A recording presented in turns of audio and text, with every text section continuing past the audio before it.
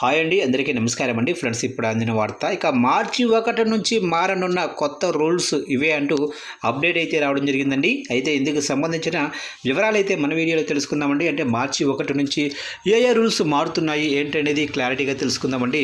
Video మాత్రం పూర్తి వరకు చూడండి ఫ్రెండ్స్, అప్పుడే మనకి పూర్తి సమాచారం అయితే తెలుస్తుంది. ఇక లేట్ చేయకుండా టాపిక్లోకి వెళ్ళిపోదాము. ఇక ఫిబ్రవరి 2026 ముగిసి మార్చి నెల ప్రారంభం కాబోతుంది.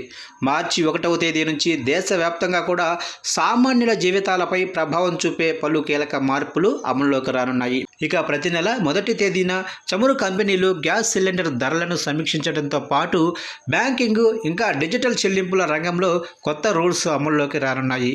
ఇక ఆధార్ మరియు పాన్ కార్డు అనుసంధానానికి సంబంధించి కూడా ప్రభుత్వం కొత్త మార్గదర్శకాలను విడుదల చేసే అవకాశం అయితే ఉంది. ఇక ముందుగా చూసుకున్నట్లయితే గ్యాస్ సిలిండర్ ధరల సమీక్ష. సాధారణంగా ప్రతి నెల 1వ తేదీన ప్రభుత్వ రంగ చమురు సంస్థలు ఎల్పిజి సిలిండర్ ధరలను సవరిస్తుంటాయి. ఇక కమర్షియల్ గ్యాస్ గత కొన్ని నెలలుగా వాణిజ్య సిలిండర్ల ధరల్లో హెచ్చుతగ్గులు కనిపిస్తున్నాయి.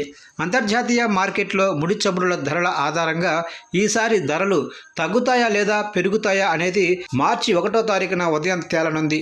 గత నెల కమర్షియల్ గ్యాస్పై భారీగా ధరలైతే పెంచేశారు. ఇక నెక్స్ట్ డొమెస్టిక్ గ్యాస్ అంటే గృహ వినియోగదారులకు ఇచ్చే 14.2 కేజీల సిలిండర్ ధరల్లో మార్పు ఉంటుందా లేదా అనేది సామాన్యులకు అత్యంత ఆసక్తికరమైన అంశం. ఇక మార్చిలో మారనున్న మరో మార్పు చూసినట్లయితే యూపీఐ చెల్లింపుల్లో కొత్త నిబంధనలు. ఇక డిజిటల్ చెల్లింపుల భద్రతను పెంచేందుకు National Payments Corporation of India NPCI March నుంచి కొన్ని కొత్త నిబంధనలను అమలు చేయవచ్చు. ఇక ముందుగా ట్రాన్సాక్షన్స్ లిమిట్. కొన్ని రకాల వ్యాలెట్ మరియు బ్యాంక్ అకౌంట్ ట్రాన్సాక్షన్లపై పరిమితులు లేదా అదనపు భద్రతా లేయర్లు పెరిగే అవకాశం అయితే ఉంది. ఇక రెండవ మార్పు చూసినట్లయితే ఫీజుల మార్పు. మర్చెంట్ లావాదేవీలపై ఇంటర్చేంజ్ ఫీజుల విషయంలో కొత్త అప్డేట్స్ రావచ్చు. ఇది నేరుగా వినియోగదారులపై భారం వేయకపోయినా వ్యాపారాలకు కీలకం కానుంది. ఇక మార్చి నెలలో మారనున్న మరో మార్పు ఆధారు, పాను మరియు ఇతర ఆర్థిక అంశాలు. మార్చి నెల ఆర్థిక సంవత్సరం ముగింపు నెల కావడంతో పన్ను చెల్లింపుదారులు, సామాన్యులు కొన్ని పనులను త్వరగా పూర్తి చేయాల్సి ఉంటుంది. ముందుగా వచ్చేసి ఆధార్ అప్డేట్. ఉచితంగా ఆధార్ వివరాలను అప్డేట్ చేసుకునే గడువు మార్చిలో ముగిసే అవకాశం అయితే ఉంది. ఇక నెక్స్ట్ బ్యాంకింగ్ కేవైసీ. మార్చి నెలాఖరులోపు బ్యాంకు ఖాతాలకు కేవైసీ పూర్తి చేయని వారికి లావాదేవీల్లో ఇబ్బందులు తలెత్తవచ్చు. అందుకే మార్చి ప్రారంభం నుండే బ్యాంకులు వినియోగదారులకు హెచ్చరికలు జారీ చేస్తున్నాయి.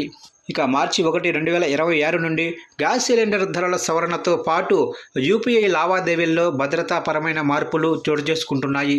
ఆర్థిక సంవత్సరం ముగింపు కావడంతో ఆధారు, పాను మరియు బ్యాంకు కేవైసీ వంటి పనులను త్వరగా పూర్తి చేసుకోవాలని నిపుణులు సూచిస్తున్నారు. ఇక ఈపీఎఫ్ఓలో రాబోయే ముఖ్యమైన మార్పులు. గవర్నమెంటు మరియు ప్రైవేటు ఉద్యోగుల నెల జీతాల నుండి పీఎఫ్ అకౌంట్లలోకి డబ్బులు జమ చేస్తుంది. ఇక ఈపీఎఫ్ఓ అంటే ఉద్యోగుల భవిష్య నిధి సంస్థ ఇంతకుముందు డబ్బును తీసుకోవడానికి ఎంప్లాయీస్ తమకు కావలసిన సొమ్ము కోసం ముందుగా అప్లై చేసుకొని అది అప్రూవల్ అయిన తర్వాతే వారి ఖాతాల్లోకి వచ్చేవి. కానీ మార్చి 2026 నుంచి ఈ విధానంలో కీలక మార్పులు రానున్నాయి. ఎంప్లాయీస్ నేరుగా ఏటీఎంల నుంచి లేదా యూపీఐ యాప్ల ద్వారా పీఎఫ్ డబ్బును విత్డ్రా చేసుకునే కొత్త విధానాన్ని తీసుకురానుంది. ఇక మార్చిలో మరో మార్పు చూసినట్లయితే ఆగిపోనున్న యూటీఎస్ యాప్. భారతదేశంలో రైలు ప్రయాణం అనేది చాలా ముఖ్యమైనది. తరచుగా ప్రయాణించేవారు రైలు టికెట్ల కోసం యూటీఎస్ యాప్ ఉపయోగిస్తుంటారు. ఇక ఈ యాప్ స్థానంలో ఇకపై రైలు వన్ యాప్ అందుబాటులోకి వస్తుందని ఇండియన్ రైల్వేస్ వెల్లడించింది. ఈ విధంగా మార్చి 1 నుంచి అంటే మార్చి నెలలో కొన్ని ఆర్థికపరమైన లావాదేవీలపై ప్రభావం చూపుతున్నట్లుగా తెలుస్తుంది. ఫ్రెండ్స్, చూశారుగా ఫ్రెండ్స్. అప్డేట్ నచ్చినట్లయితే లైక్ చేయండి. ఇలాంటి ముఖ్యమైన అప్డేట్స్ కోసం ఇప్పుడే మన ఛానల్ని సబ్స్క్రైబ్ అయితే చేసి ఫాలో చేయండి ఫ్రెండ్స్.